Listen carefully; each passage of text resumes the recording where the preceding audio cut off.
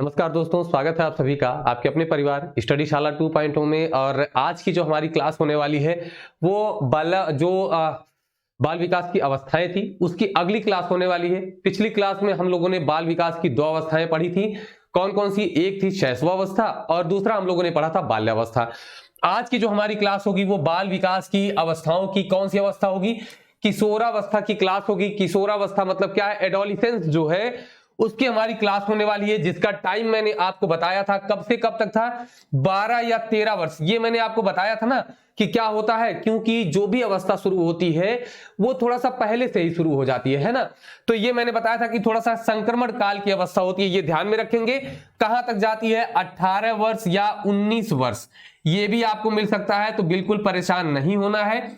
इसके बाद फिर कौन सी अवस्था शुरू होती है? इसके बाद शुरू होती है प्रौढ़ावस्था, जो कि आपको बाल विकास के अध्ययन के अंतर्गत नहीं पढ़ना है, क्योंकि हम लोगों का जो बाल विकास आता है वो यहीं तक आता है, किशोरावस्था तक।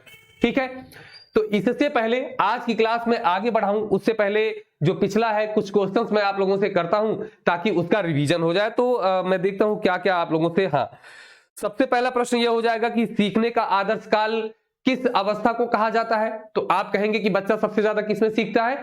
शैशवावस्था में। किसने कहा है? वैलेंटाइन ने कहा है। तो सीखने का सबसे जो आदर्श काल होता है वो कौन सा हो जाता है आपका? शैशवावस्था। दूसरा है, परिभाषाएं जो है वो आपको याद करनी पड़ेंगी। ठीक है, आगे मैं चलता हूं।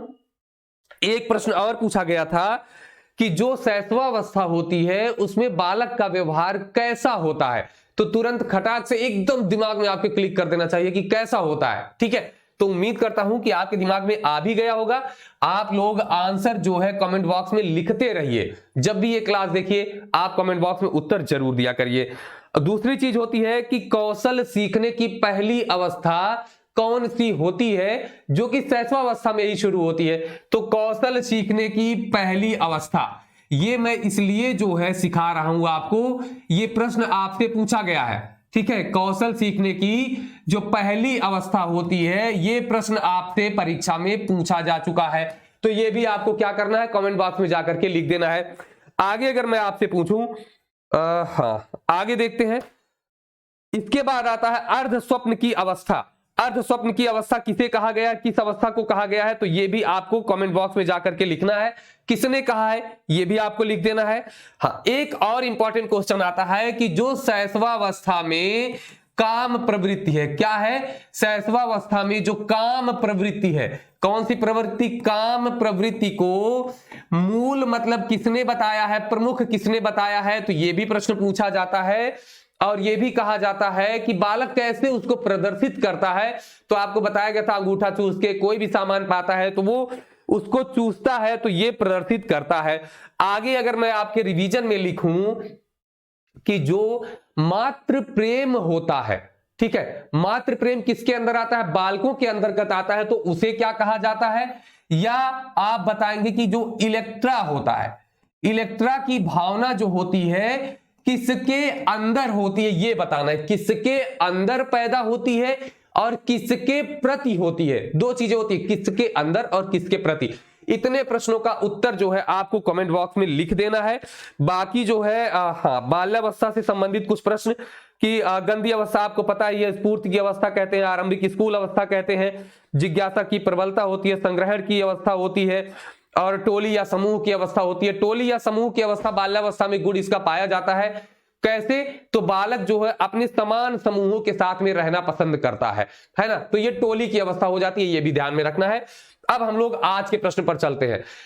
जितने भी मैंने प्रश्न पूछे ये पिछली क्लास से पूछे गए हैं, तो आपको क्या करना है? उन क्लासेज को जाकर के अच्छे से पढ़ लेना है, ताकि आपकी सारी जो भी आपकी क्वेरीज होंगी वो समाप्त हो जाएंगी। तो अब आगे चलते हैं, हम लोग देखते हैं।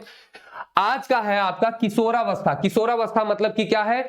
12 से 13 लेकर के 12 या 13 से शुरू होकर के 18 वर्ष या 19 वर्ष तक ये किशोरावस्था चलती है।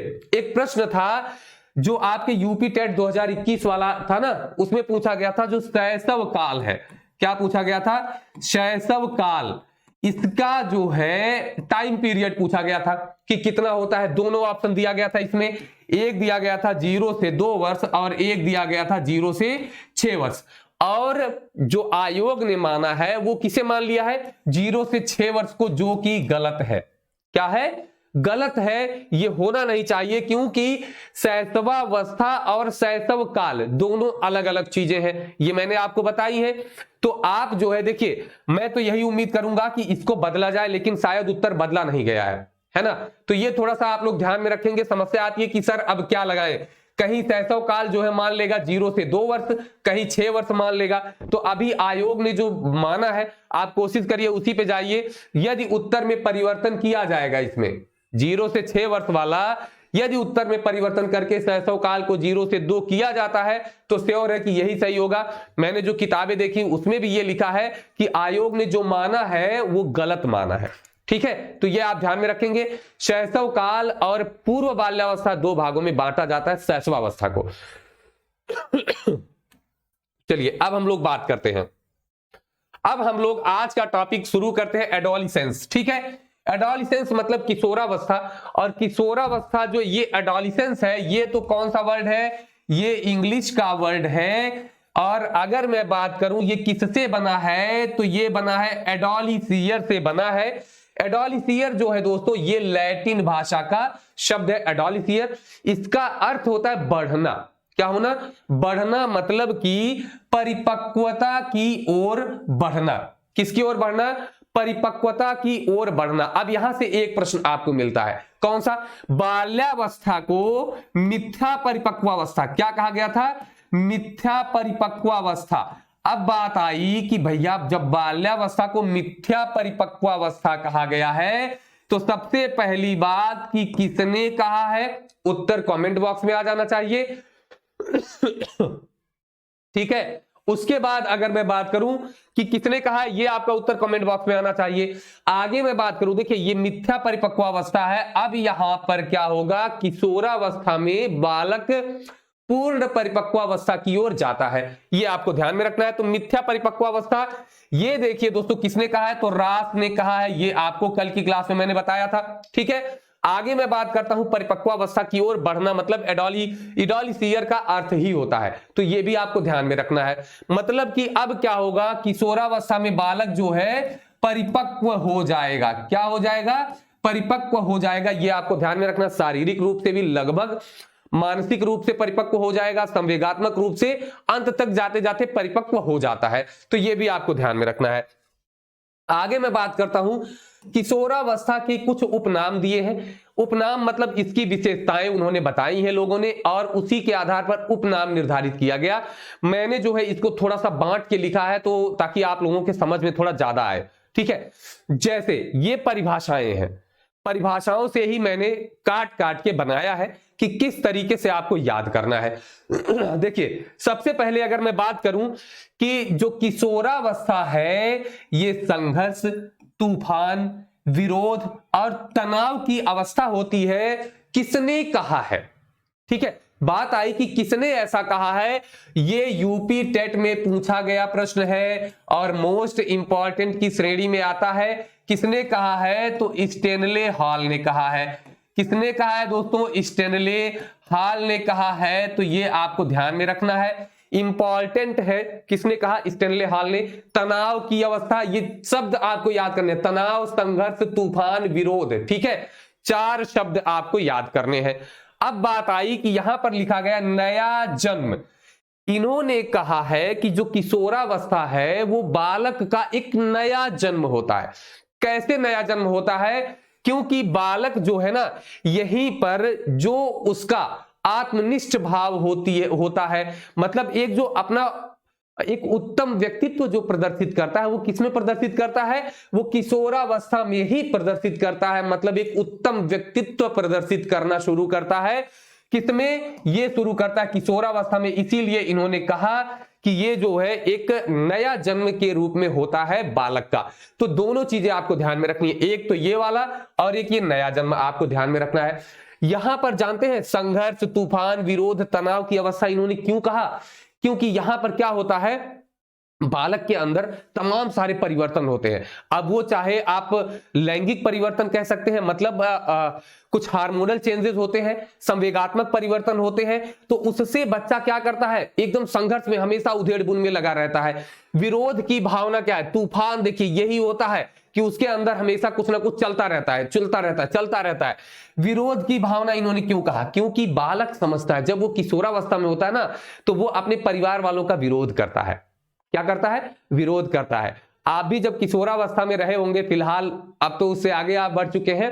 किशोरावस्था में क्या रहता है कि ये होता है कि जो पसंद है बस वहीं जाना है, परिवार वालों का विरोध कर देंगे। आप पापा से कह देंगे नहीं, हम नहीं मानेंगे आपकी बात। पापा कुछ कह रहे हैं तो आप कहेंगे आप गलत हैं, है ना। ये वाली भावना यहां पर होती है किशोरावस्था में, तो ये आपको ध्यान में रखना है। बालक तनाव में रहता है। अब तनाव में रहने के कई सारे कारण हैं, क्योंकि अब बालक जिस अवस्था में होता है तो उसे अब अपना भविष्य निर्धारित करना होता है। यह भी प्रश्न पूछा जा चुका है, ठीक है, कि भविष्य को बालक कब समझना शुरू करता है, भविष्य के बारे में सोचना शुरू करता है।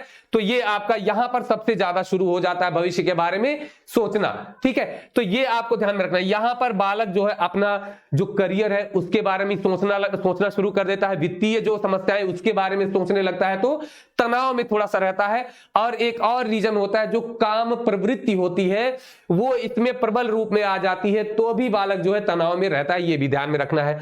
दूसरा जो आपका है, शैशवावस्था की पुनरावृत्ति किसने कहा है, ठीक है। देखिए ये आपका प्रश्न जो है ये भी इंपॉर्टेंट है। अब यहां पर बात आई कि शैशवावस्था की पुनरावृत्ति किसने कहा है, किसे कहा, किशोरावस्था को शैशवावस्था की पुनरावृत्ति कहा है। किसने कहा है दोस्तों, तो ये कहा है रास ने। किसने कहा है, रास ने कहा है। क्यों कहा है ये भी आपको समझना है।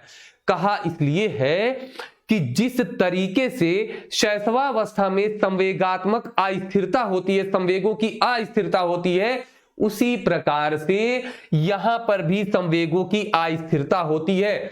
बालक एडजस्ट करता है अपने आप को, अस्थिर होता है, इसीलिए कहा गया शैशवावस्था की पुनरावृत्ति। मैं चाहता अगर तो केवल आपको ये बताता कि शैशवावस्था की पुनरावृत्ति किसने कहा, रास ने कहा है।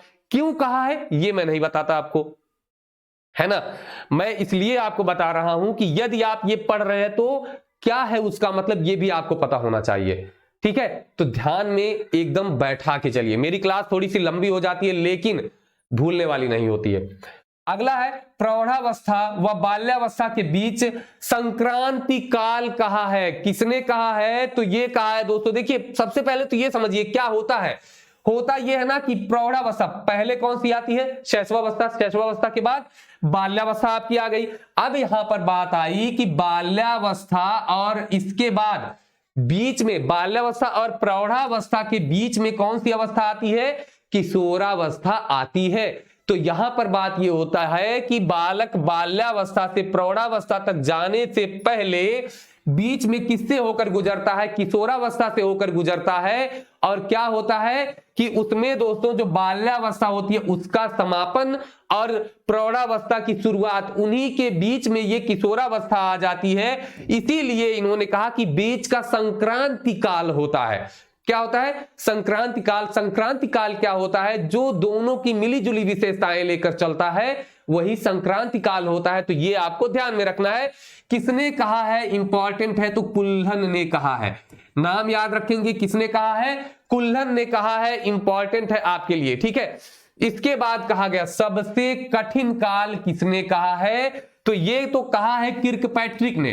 किसने कहा है, किर्कपैट्रिक ने कहा है। ये आपको ध्यान में रखना है। लेकिन दोस्तों सबसे कठिन काल, अब आप समझिए बालक को समायोजन करना होता है वातावरण के साथ, जो उसके अंदर परिवर्तन हो रहे हैं उसके साथ समायोजन करना होता है।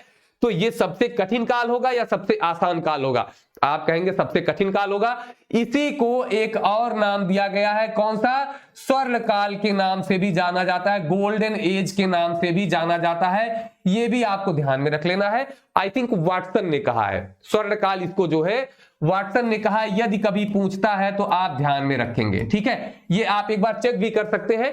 मुझे जहां तक याद आ रहा है कि वाटसन ने ही कहा है, स्वर्ण काल कहा है। तो ये इतनी सारी चीजें एक पेज पर आपका एक नंबर क्लियर होने वाला है। तो आप इसे जरूर नोट करें, स्क्रीनशॉट ले लीजिए ताकि आपकी समस्याएं समाप्त हो जाए। ठीक है, आगे देखते हैं। अब कुछ किशोरावस्था की हम लोग विशेषताएं देख लेते हैं, इंपॉर्टेंट है, उसमें क्या क्या है ये समझिए। पहली विशेषता है कि घनिष्ठ और व्यक्तिगत मित्रता। होता क्या है ना कि बालक पहले जो है बाल्यावस्था में अपना एक टोली वाला गुण आ जाता है, टोली को। हाँ, एक प्रश्न और पूछा था, गिरोह की अवस्था। तो गिरोह की अवस्था आप समझ रहे हैं, जो टोली होगी वही गिरोह है। ठीक है, वो डाकू और लुटेरे वाला गिरोह नहीं, टोली वाला, अपना वाला। ठीक है, वो ध्यान में रखेंगे। यहां पर क्या, घनिष्ठ और व्यक्तिगत मित्रता। घनिष्ठ और व्यक्तिगत मित्रता में क्या होता है, जैसे जब बालक होता है टोली में होता है तो कई सारे लोग होते हैं, लेकिन आपने अनुभव किया होगा ये एक दो लोगों से बहुत घनिष्ठ मित्रता हो जाती है और आप अपनी सारी समस्याएं उनसे कहते हैं, यही होती है घनिष्ठ और व्यक्तिगत मित्रता। तो वैलेंटाइन ने कहा कि जो घनिष्ठ और व्यक्तिगत मित्रता है ये किशोरावस्था की एक प्रमुख विशेषता है। किसने कहा, वैलेंटाइन ने कहा, तो ये भी ध्यान में रखना है। दूसरी विशेषता, विद्रोह की भावना। तो ये तो मैंने आपको पहले ही बताया, विद्रोह की भावना आ जाती है। अब बात करते हैं विद्रोह की भावना, ये भी किसने कहा होगा, आप समझ सकते हैं, स्टैनले हॉल ने ही कहा होगा, है ना। तो ये विद्रोह की भावना आ जाती है किसके अंदर, तो बच्चों के अंदर विद्रोह की भावना किस में आ जाती है, तो ये आपको अब समझ में आ गया होगा, है ना। चलिए, ये भी आप ध्यान में रखेंगे, ये प्रश्न पूछा जा चुका है कि विद्रोह की भावना किस अवस्था में आती है, तो ये किस में आती है, किशोरावस्था में। वीर पूजा की अवस्था। अब विद्रोह मैंने बता दिया था कि क्या होता है, वो परिवार वालों से विद्रोह कर बैठता है। ठीक है, तो ये आपको ध्यान में रखना है। ओके है, वीर पूजा की भावना। वीर पूजा की भावना क्या होती है कि इसमें बालक जो है किसी को आदर्श मान लेता है। क्या करता है, आदर्श मान लेता है, किसी व्यक्ति को आदर्श मान लेता है, किसी देवी देवता को आदर्श मान लेता है और उन्हीं के तरीके का व्यवहार करना चाहता है ना। जैसे आदर्श मान करके मंगलवार का व्रत रखना, हनुमान जी को आदर्श मान के। ठीक है, उसी तरीके से जिसकी तरह जो बालक बनना चाहता है उसको आदर्श मान लेता है ना। तो ये आपको ध्यान में रखना है कि वीर पूजा की क्या होती है, भावना आ जाती है बालक के अंदर। समाज सेवा की भावना। तो समाज सेवा की भावना, जैसे सड़क पार कर रहा है, कोई बूढ़ी महिला है, सड़क नहीं पार कर पा रही है, तो वो उनको जो है हाथ पकड़ के सड़क पार करवा देता है। ये समाज सेवा की भावना भी बालक के अंदर, आत्मसम्मान की भावना भी बालक के अंदर आ जाती है। जैसे कि यदि बालक को कुछ कह दीजिए इस अवस्था में, किशोरावस्था में, तो वो तुरंत वहां भड़क जाएगा, गुस्सा हो जाएगा कि आपने कैसे कह दिया, मेरा भी सम्मान है कुछ, है ना। ये चीज आपको ध्यान में रखनी है, आत्मसम्मान की भी भावना होती है। ये आपसे इसी तरीके से पॉइंट बना के पूछा जाएगा। मैं आपको थोड़ी थोड़ी चीजें जोड़कर इसलिए बता रहा हूं कि आपको ध्यान में रहे। ठीक है, मतलब कि भूले ना आपको। आगे बात करते हैं, बहुत ही इंपॉर्टेंट चीज है ये। ठीक है, कि काम शक्ति की परिपक्वता आ जाती है। क्या होती है दोस्तों, काम शक्ति की परिपक्वता आ जाती है। अब यहां पर समझिए, मैंने बताया था काम शक्ति, फ्रायड ने कहा है कि जो काम शक्ति है वो किसमें कहा, शैशवावस्था में कहा कि ये मूल रूप में होती है शैशवावस्था में। काम प्रवृत्ति एकदम बहुत चरम पर, अंगूठा चूसना, कोई भी वस्तु चूस लेना, तो ये किसमें आती है, उन्होंने कहा, फ्रायड ने। यहां पर जो है काम के बारे में किसने कहा है, तो रास महोदय ने कहा है। किसने कहा, रास ने कहा है कि जो काम है, ठीक है, काम जो है ये किशोरावस्था का मूल तत्व है। क्या कहा इन्होंने कि किशोरावस्था का मूल तत्व, इन्होंने इस तरीके से कहा कि काम जो है वो किसी भी अवस्था का कोई तत्व हो या ना हो, लेकिन किशोरावस्था का क्या होता है, मूल तत्व होता है। और बात की इन्होंने कि जो काम है ना, ये विशाल नदी के अति प्रवाह के समान है, जो जीवन के बड़े भूभाग को सिंचित करता है और उपजाऊ बनाता है। ठीक है, बड़े भाग को सिंचित करता, उपजाऊ बनाता है। ये किसने कहा, ये कहा है रास महोदय ने कहा है। तो ध्यान दीजिएगा, अगर मैं शैशवावस्था की बात करूं तो वहां पर काम प्रवृत्ति किसने कहा, फ्रायड ने कहा है।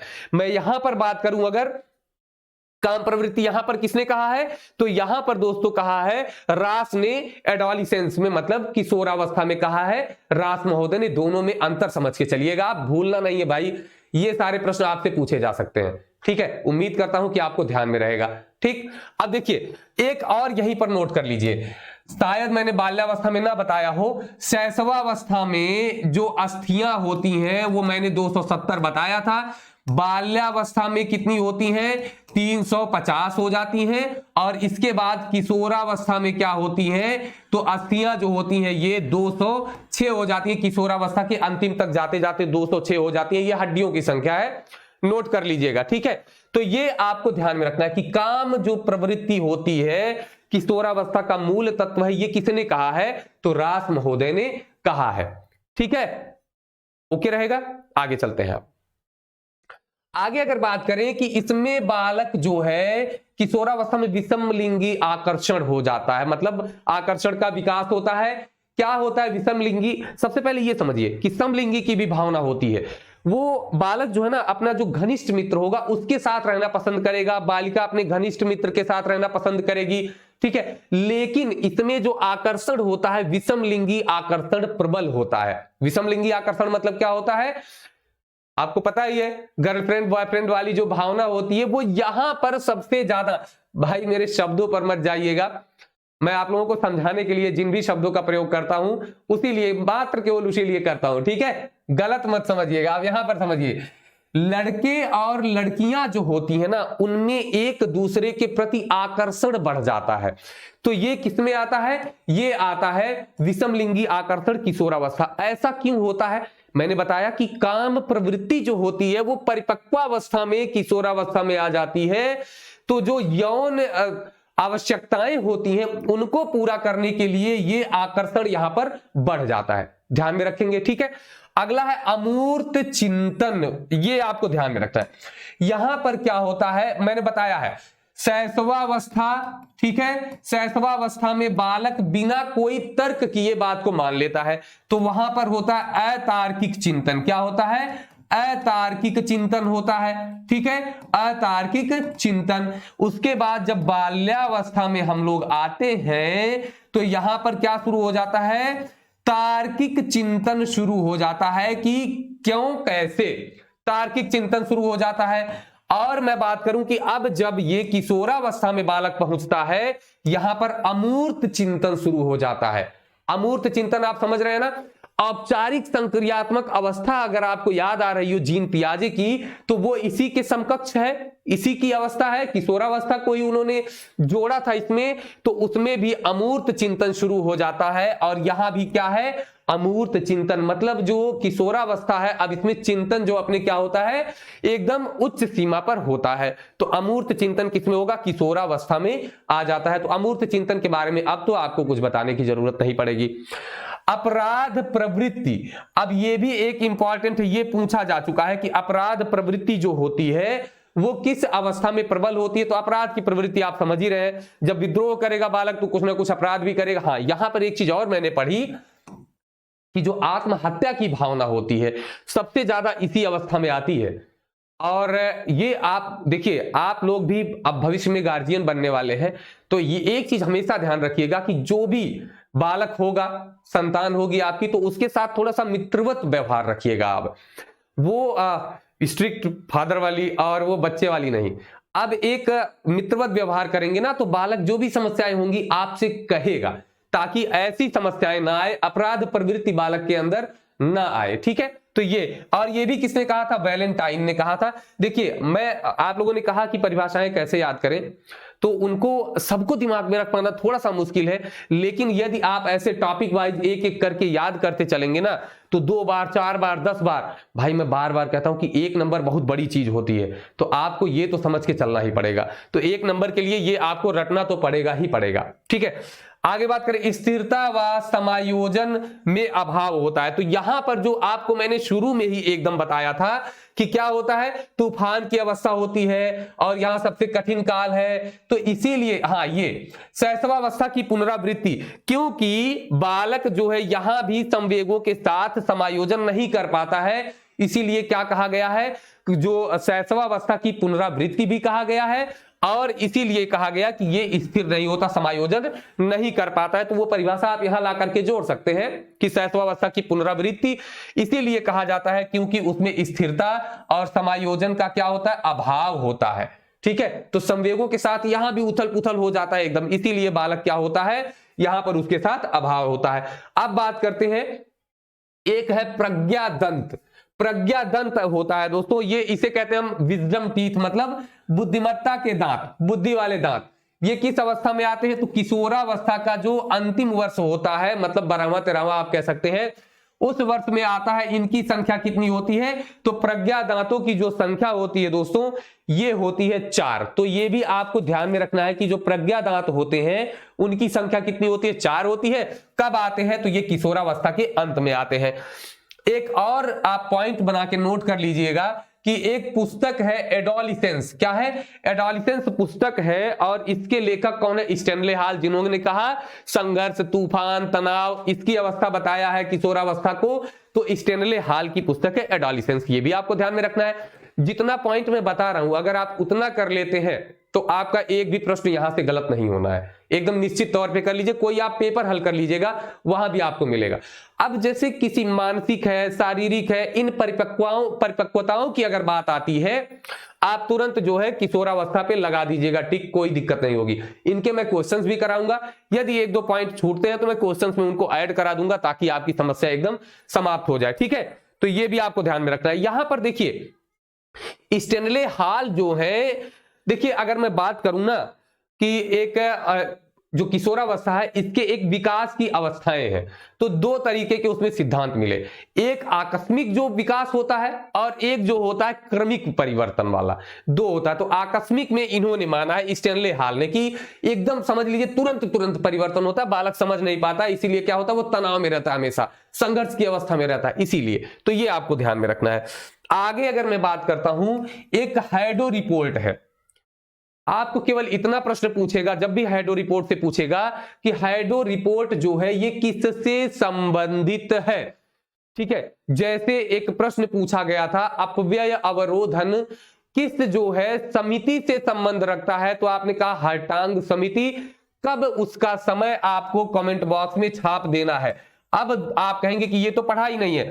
नहीं मेरे भाई, प्लेलिस्ट देखिएगा, वहां पर मैंने सब कुछ पढ़ा रखा है। ठीक है, तो आप देखिए किशोरावस्था की शिक्षा से संबंध रखता है हैडो रिपोर्ट, और इसमें कहा गया कि जो बालक की शिक्षा होनी चाहिए, किशोर बालक की शिक्षा होनी चाहिए, उसमें सामाजिक शिक्षा को जोड़ देना चाहिए। ठीक है, उसके बाद धार्मिक शिक्षा भी यहीं पर मिलनी चाहिए। किशोरावस्था में धार्मिक शिक्षा, किशोरावस्था में नैतिक शिक्षा की शुरुआत, वैयक्तिक भिन्नता के आधार पर शिक्षा की शुरुआत कर देनी चाहिए, और इंपॉर्टेंट है कि यौन शिक्षा भी यहीं पर देना चाहिए। क्या होना चाहिए, यौन शिक्षा भी यहीं पर देना चाहिए। एक क्वालिटी और मैं आपको बताता हूं कि इसी अवस्था में बालक के अंदर जो है दिवा स्वप्न, क्या होता है, दिवा स्वप्न का गुण आ जाता है, दिवा स्वप्न का गुण आ जाता है। यह भी ध्यान रखिए, ये क्यों आता है, कल्पनाशीलता की वजह से। और कल्पनाशीलता जो होती है वो किशोरावस्था में सबसे ज्यादा होती है, तो इसीलिए जो लड़कियां होती है ना, उनमें दिवा स्वप्न की भावना सबसे ज्यादा होती है। तो ये आप ध्यान में रखेंगे कि दिवा स्वप्न अगर आपसे पूछ लेता है तो जो है आप तुरंत उत्तर लगाएंगे कि किशोरावस्था में। आगे अगर मैं आपसे पूछूं कि एक किताब भी है ना, दिवा स्वप्न, अब ये आपको बताना है कि ये किसकी किताब है। अगर आपको याद हो मूंछों वाली दादी, अगर आपको मूंछों वाली दादी याद होंगी तो आप इनका नाम तुरंत बताएंगे, और अगर आपको नहीं याद है तो आपको प्लेलिस्ट में शिक्षण कौशल के नाम से सारी वीडियोस दी गई हैं, उन्हें आप पूरा देखिए, एक एक टर्म आपका क्लियर होने वाला है। ठीक है, तो आज की क्लास में इतना ही रहेगा। किशोरावस्था हम लोगों ने बहुत ही अच्छे से पढ़ा। मैंने बताया कि मेरी क्लास भले थोड़ी सी लंबी होती है, लेकिन मैं केवल पॉइंट्स को लिखता नहीं हूं, उनको आपको समझाता भी हूं, इसीलिए क्लास मेरी थोड़ी सी लंबी होती है। और उम्मीद करता हूं कि ये चीज आपके समझ में भी आई होगी। और अगर आप लोग कमेंट बॉक्स पे जरूर लिखिएगा कि क्या ये क्लास लंबी हो रही है। अगर क्लास लंबी हो रही है तो मैं इसको छोटा भी कर सकता हूं, बस मैं जितना चीजें बताता हूं, समझाता हूं, उनको थोड़ा सा मैं कम कर दूंगा, पॉइंट्स को लेके आगे बढ़ जाऊंगा, तो ये क्लास ऑटोमेटिक क्या होगी, छोटी हो जाएगी, है ना। तो इस तरीके से भी किया जा सकता है। और अगर आप लोगों को ऐसा लग रहा है कि नहीं, जिस तरीके से बताया जा रहा है ये बिल्कुल सही है, तो हम लोग इसी तरीके से चलेंगे, इसी तरीके से अच्छे से पढ़ते हुए चलेंगे। तो चलिए आज की क्लास यहीं पर समाप्त होती है, फिर मिलेंगे नेक्स्ट क्लास में। तब तक के लिए नमस्कार, धन्यवाद, जय हिंद।